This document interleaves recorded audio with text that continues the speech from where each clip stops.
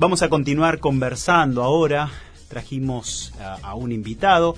Él vive aquí en la ciudad de Esquel. Es profesor de historia, se llama José Luis Gómez. Es especialista en educación superior y TICS. También es especialista en derechos humanos con orientación en educación y género y en educación superior en la enseñanza de ciencias sociales. Actualmente también, logró el diploma superior de gestión educativa a través de Flaxo y también otro diploma en enseñanza de ciencias sociales y la historia. Hoy está realizando la tesis por la licenciatura en historia y es maestrando en educación a través de la Universidad Nacional de Quilmes, en donde también desarrolla actividades de investigación. Como podrán notar, es un estudiante más, así que lo recibimos a José Luis y le decimos feliz día hoy, 21 de septiembre. ¿Cómo estás, José? Bueno, gracias por la presentación, Juan.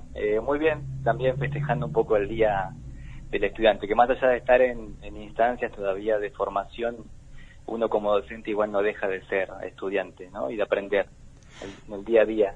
Justamente así, de la misma manera, arrancó la entrevista anterior con Miriam Medina, donde decía que éramos eternos estudiantes y que siempre nos estábamos formando, así que vamos a estar conversando un poco de estos desafíos de la formación docente. Y como vos tenés presencia como docente en el nivel terciario de los 3 institutos que se encuentran aquí en la ciudad de Esquel, me interesa que vos te animes, resumidamente, a hacer un balance o una descripción del escenario en el que se encuentra la formación docente en Esquel, los pros, los contras, los aspectos de mejora. Bueno, ¿qué podría llegar a destacar para quien se quiera meter en la docencia o para quien esté escuchando que forme parte de alguno de los institutos? Y mira, en el caso del Instituto de Formación Docente, yo, como te comentaba, trabajo en 804, en 809, en 818. Cada instituto, si bien todos se dedican a la formación docente, cada instituto tiene como su lógica en función de la oferta destinataria, ¿no? Por ahí 809, que es incluso donde yo me formé como profe de historia, tiene mucha más pertenencia local en función de formar profes de nivel inicial, profes de primaria, y hace ya unos cuantos años profes de educación secundaria, geografía, historia, inglés, ¿no? 804, por ejemplo, tiene su vinculación fuerte con respecto a la formación en física, en química, en matemática, en educación especial, ¿no? Que son por ahí las ofertas pilares. Y 818, en cambio, es un instituto que no tiene tantos años, tiene una cercanía, en tiempo en construcción de menos de 10 años y tiene una formación artística, ¿no? Entonces, lo interesante de los institutos en estos últimos 10, 15 años es que se han ido conjugando más en una clave territorial, ¿no? Por ahí cuando charlábamos sobre cómo pensar la incidencia de la formación docente en Esquel, tiene que ver con un proceso donde los institutos y la formación en sí se fue conjugando con ciertas cuestiones territoriales, ¿no? Incluso las mismas ofertas se planifican a partir de las necesidades sociocomunitarias, ¿no? Si bien estos últimos 3 años han sido bastante complejos a nivel provincial para la educación, ¿no? Y eso por supuesto que ha impactado y ha repercutido en la formación docente y en los institutos, siguen siendo institutos, por ejemplo, que tienen mucha presencia territorial, y no solo para Esquel, sino que tenemos matrículas de estudiantes de otras localidades, de comunas, ¿no? Es decir que estos institutos también junto a los del Lago Puelo, ¿no? Se conjugan como ofertas de formación en clave territorial en la zona cordillerana de la provincia, ¿no? Eso no es menor, sobre todo posibilitando el arraigo de estudiantes y de futuras docentes que tienen una pertenencia local sumamente interesante. Desafíos y cuestiones para seguir pensando hacia adelante de la formación docente, son múltiples, ¿no?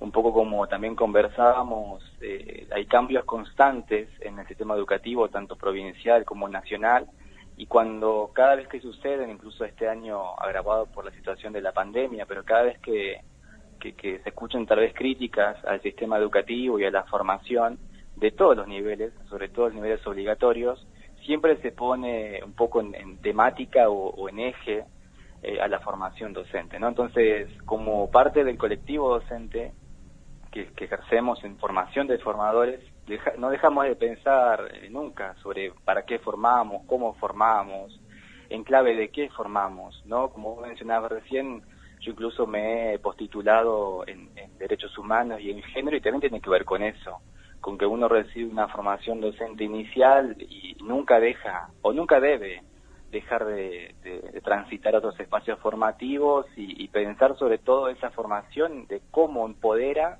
en todo caso, las propias prácticas territoriales.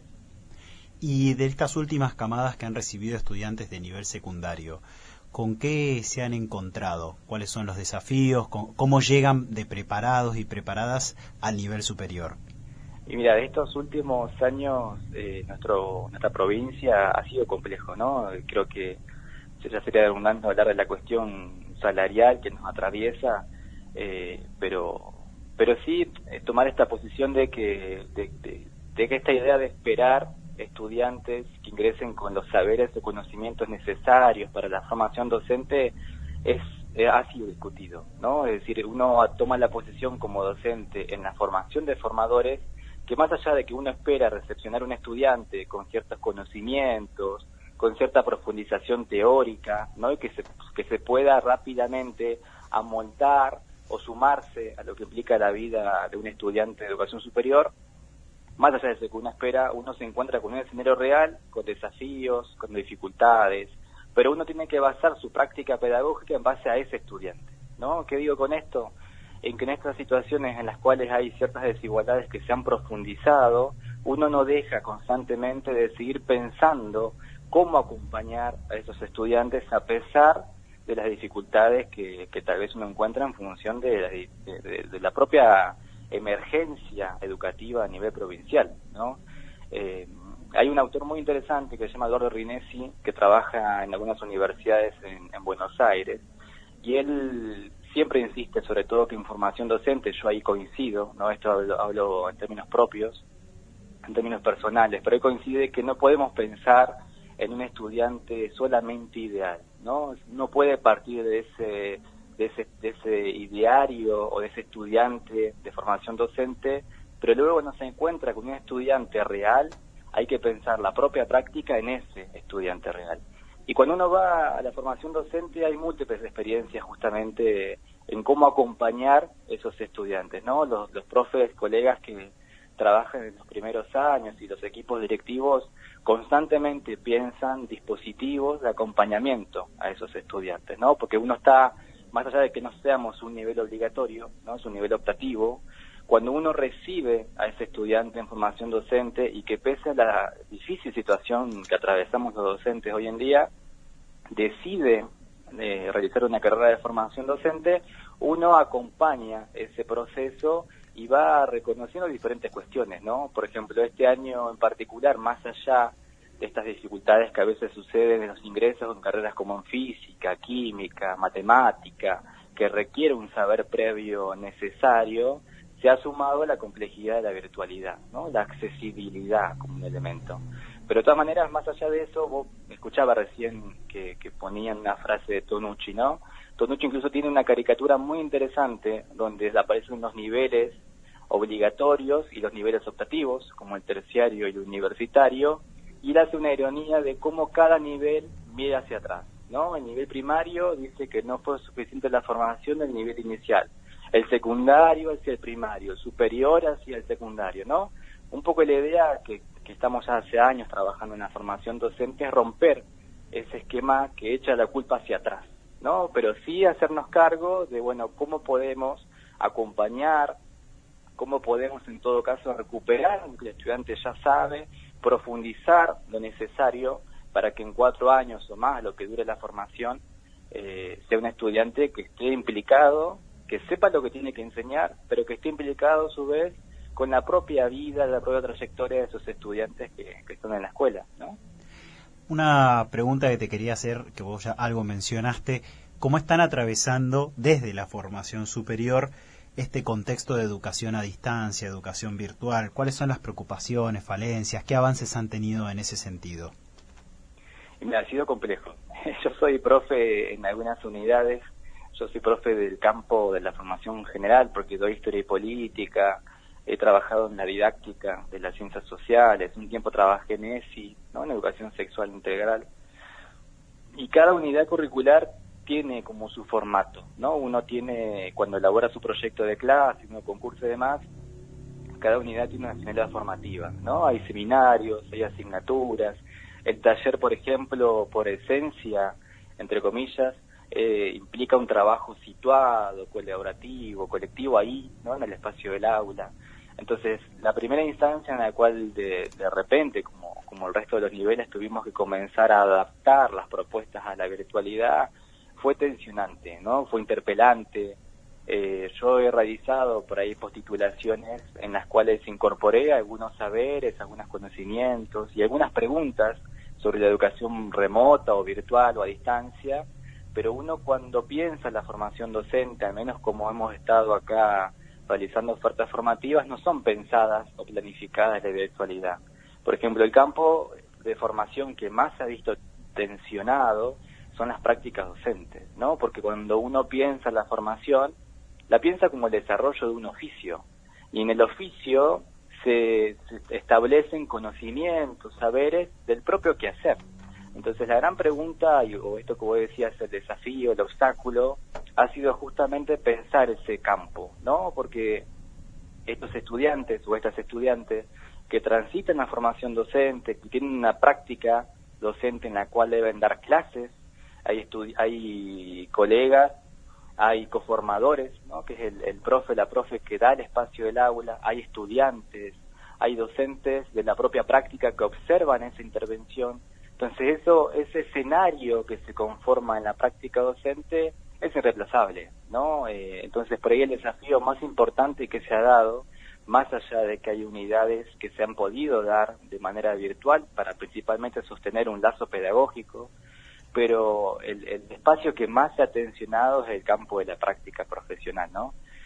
Por ahí yo he visto en redes sociales algunos medios que han publicado cuando se egresan estudiantes, y uno no deja de discutir esas condiciones en las cuales se dan egreso. Uno lo celebra, ¿no? Porque está garantizando la terminalidad de un estudiante, pero uno sigue constantemente repensando hacia el interior y sobre todo pensando hacia adelante, ¿no? En la formación permanente.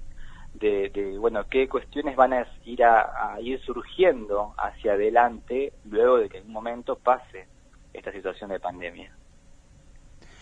Vos como, aparte de docente, te desempeñás como coordinador de desarrollo profesional en el Instituto 804, y una pregunta que me surgía, también podemos ponerla en este contexto, o más allá de este contexto, es ¿de qué manera ustedes acompañan a quienes se egresan como docentes en este proceso de inserción laboral, de comenzar a trabajar en las escuelas? Sí, mirá, sí, yo soy coordinador de desarrollo profesional y acompañamiento pedagógico. Es un rol que está en cada instituto de formación docente y que junto a la línea de políticas educativas y estudiantiles educativas y de investigación educativa un poco se conjugan en el acompañamiento a esa vida institucional de la formación docente. En el caso de desarrollo profesional, que se vincula a lo que vos mencionabas, que es la formación permanente, en estos años hemos realizado distintas acciones que han tenido como el formato más clásico, que es del curso o la capacitación, ¿no? Ahora, esas ofertas han estado destinadas o han estado dirigidas a todos y todas los docentes que de la localidad o de la zona, ¿no? Hemos realizado distintas capacitaciones, por ahí focalizando en algunas temáticas como educación sexual integral y discapacidad, prácticas educativas específicas, basadas en la profundización en conocimientos disciplinares. No han habido, como está comenzando a haber una línea nacional, el acompañamiento a los docentes noveles, ¿no? Que es un poco lo que vos mencionabas. Uno de desarrollo profesional, o al menos en la línea de lo que se venía trabajando años anteriores, va profundizando algunos ejes que tal vez la formación docente por su corto tiempo no llega a profundizar, ¿no? O tal vez cuestiones que van surgiendo a partir de la propia política educativa, ¿no? Educación sexual integral que te comentaba recién, un poco es una unidad curricular o un espacio que en anteriores profesorados, en años anteriores no estaba, ¿no? En 2011 recién se incorpora dentro de la formación docente. Entonces, por ejemplo, en el desarrollo profesional le hemos estado haciendo capacitaciones que han tenido como el propósito de profundizar y acercar a docentes con más antigüedad, conocimientos al respecto. Pero sí queda pendiente esto que vos mencionabas, el acompañamiento en los primeros años a estudiantes egresados como una política transversal, ¿no? Igual hemos estado estos últimos 3 años, a partir de la política neoliberal, hemos estado con recortes y nosotros dependemos en algunas líneas generales, tanto de la provincia como del Instituto Nacional de Formación Docente, ¿no? Yo de lo que tengo conocimiento es que ese instituto, lo que solemos llamar como Infot, establecerá una de esas líneas de acompañamiento a estos docentes que se inician en la carrera en función sobre todo de este contexto que estamos atravesando, ¿no? Un poco para ir acompañando esos primeros pasos, sobre todo porque la investigación educativa, como te mencionaba, en esta triada que se genera en la formación docente, da cuenta de que esos primeros años, ese acompañamiento necesario, es fundamental, ¿no? Cuando comienzan esos estudiantes ya ahora como docentes noveles a ingresar a las instituciones, es necesario desde la institución formadora poder entrelazar, poder acompañar, asesorar, ¿no? Un poco esto que vos mencionabas de ese acompañamiento es una cuestión todavía necesaria y en expansión. Estamos conversando con José Luis Gómez, él es profesor de Historia, en la actualidad se está licenciando en la licenciatura de Historia y es maestrando también en Educación. Una pregunta que me surge un poco a partir de la charla tiene que ver con, no sé si vos tenés la oportunidad de estar en los primeros años, pero quizás puedas interactuar con aquellos que ingresan a los institutos de formación docente. ¿Cuáles son las apreciaciones y si hacen una especie de relevamiento de opiniones? ¿Por qué es que eligen la carrera docente? Y mira, yo he trabajado bastante tiempo, casi 5 años trabajé en primer año de primaria y después uno conversa con amigos, con colegas que trabajan en los primeros años. Yo ya hace varios años trabajo en segundo, o sea que recién ahí tengo conversaciones con quienes ya han transitado 1 año de formación. Pero también es muy particular en esa construcción de una orientación vocacional, ¿no? Un poco para romper esta idea de que nos lleva a ser docentes la vocación, ¿no? En realidad se construye en base a deseos, a perspectivas, a posibilidades, porque también en formación docente solemos tener estudiantes que por diferentes motivos, como por ejemplo el económico, no pueden irse a estudiar otra carrera afuera, a alguna universidad o a otra localidad, pero a pesar de esas cuestiones sienten un compromiso con la formación docente y se proyectan como futuros profesores, profesoras. Y esas motivaciones o deseos son distintas, depende de cada carrera, ¿no? Por ahí, por ejemplo, algo que hemos cuestionado cuando se proyectan las carreras, que nos piden, cada año los institutos proyectan una carrera y piden la apertura al Ministerio de Educación, ¿no? Y piden un cupo determinado. Pero, por ejemplo, hay carreras que de cierta manera, entre comillas, atemorizan a algunos estudiantes porque parecería que requieren un conocimiento previo más profundo, como física, química, matemática, donde a veces son pocos los estudiantes que se inscriben para comenzar. A diferencia de carreras como primaria, inicial, que ya tienen como cierta proyección de cursantes, ¿no? Pero cuando me ha tocado trabajar en primer año de primaria, por ejemplo, hemos tenido como diferentes motivos que conllevan a que decidan o elijan o vayan construyendo esa elección de la formación docente, ¿no? Desde estudiantes recién egresados que expresan esto, que no tienen la posibilidad de estudiar otra cosa y que entre el abanico de posibilidades que en formación docente en Esquel y entre Belín son muchas, pero pese a ese abanico eligen formación primaria, ¿no? Y otros que realmente se sienten conmovidos por la educación, que entienden de que la formación docente no es una tarea más, sino que tiene que ver con una intervención sociocomunitaria, y en función de eso eligen la formación. A mí me ha tocado, por ejemplo, cuando he estado en segundo año del profesorado de educación especial, uno hoy encuentra, por ejemplo, en esa construcción vocacional de esos estudiantes, una convicción profunda con la discapacidad, con la educación, con la intervención, ¿no? Esta idea, cuando hemos conversado con estos estudiantes, tienen una convicción sincera y real con respecto a la intervención educativa y la garantía de un derecho, ¿no? Como es el derecho a la educación a las personas con discapacidad. Pero bueno, son múltiples, ¿no? Por ejemplo, cuando uno se acerca a los lenguajes más artísticos, los motivan otras cosas, ¿no? El desarrollo de ciertas habilidades. Bueno, un poco es como difícil generalizar, pero hay múltiples motivaciones que llevan a la formación docente. Desde ya que las condiciones actuales no hacen que, o al menos yo no he escuchado hace tiempo, que alguien elija la docencia por el salario, ¿no? Pero sí con el compromiso, con la formación, con los niños, con las niñas, con los adolescentes, ¿no? Creo que, sobre todo en segundo año, aquellos que transitan del primero y pasan para el segundo, en segundo ya se observa esa construcción vocacional un poco más firme y con más compromiso con las propias instituciones.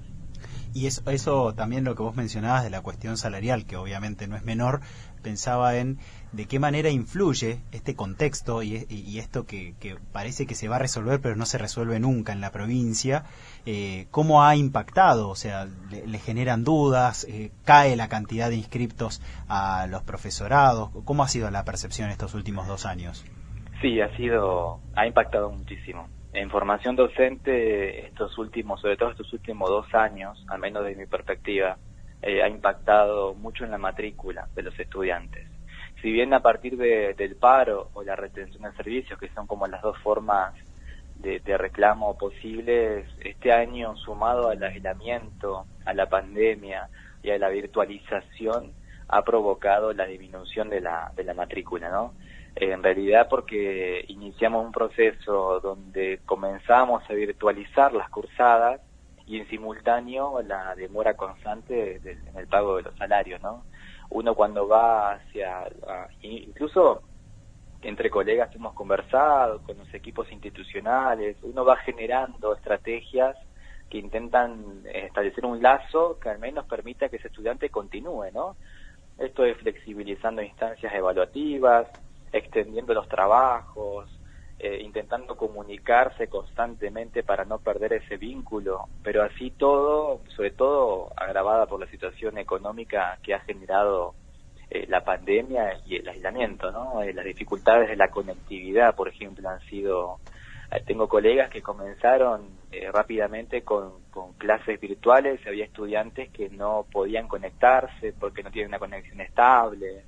Entonces todo eso fue llevando un proceso de revisión inmediata de nosotros como colectivo docente, bueno, ver qué actividad se podía hacer, qué no, qué material de lectura sí, cuál no. Fue un tiempo arduo, pero sumado a la situación provincial económica de crisis profunda, eso ha impactado fuertemente en la matrícula, ¿sí? Ha habido una disminución importante en la cantidad de estudiantes y algo que atemorizamos es que hacia el año que viene no haya demasiadas inscripciones. Esperamos que así no sea, porque la formación docente y sobre todo el territorio requiere que la formación docente pueda seguir construyendo o que pueda seguir repensándose y formando a futuros profesionales que ejerzan en la localidad, ¿no? Ese componente territorial es fundamental. Y sobre todo como proyecto de vida para jóvenes que no pueden tal vez trasladarse a otras localidades, y las ofertas de formación docente acercan una salida laboral, pero a su vez ofrecen una formación que es de calidad, que es situada, ¿no? Que es potente. Pero sí, creo que estamos todavía en el momento de crisis. Yo creo que tal vez hacia fin de año, a principios de año, podremos mirar hacia atrás y ver en todo caso cómo hemos quedado, ¿no? Cómo estamos y cómo hemos quedado. Y en función de eso poder pensar ya acciones más directas, pero sí en los espacios que yo tengo, por ejemplo, ha sido muy cruel la disminución de la matrícula, ¿no? Estudiantes que por diferentes motivos, tanto económicos como por lo que implicó en la primera instancia de mucho aislamiento, han decidido no continuar, ¿no? Incluso estudiantes que me decían que antes la situación de aislamiento se veían desbordadas por las actividades familiares, la virtualización de las actividades laborales y más la virtualización de las actividades formativas, ¿no? Bueno, evidentemente esta pandemia ha significado un desafío en múltiples aspectos completamente inesperado para el principio de año. Así que bueno, nos hemos tenido que ir reinventando. Te agradezco el tiempo, José Luis, por haber compartido un poco el panorama, cómo se vive en el mundo de la formación docente en la ciudad de Esquel. Así que, bueno, desde Educandos te agradecemos por este tiempo. No, por favor, Juan. Y también agradecerte a vos por dar espacio en una radio como es la municipal para socializar. Yo he escuchado todas tus entrevistas. Como te comentaba, no he escuchado algunas en completo, he escuchado algunos fragmentos, he seguido a quienes has entrevistado y creo que lo potente de tu programa es que justamente acerca a la educación como temática, no por fuera solamente de la escuela, sino la educación como eje transversal, y me parece que es un medio de comunicación y sobre todo con tu acompañamiento como periodista es fundamental. Así que agradecerte también a vos, a los oyentes, y desde ya que dispuesto para lo que necesites. Bueno, muchísimas gracias, te dejamos un saludo. Estuvimos conversando con José Luis Gómez, él es profesor de Historia, hoy se está licenciando en la licenciatura en Historia y maestrando en Educación. Un estudiante más que se sigue formando como docente y porque entiende que la educación es permanente, el desarrollo profesional docente también lo es.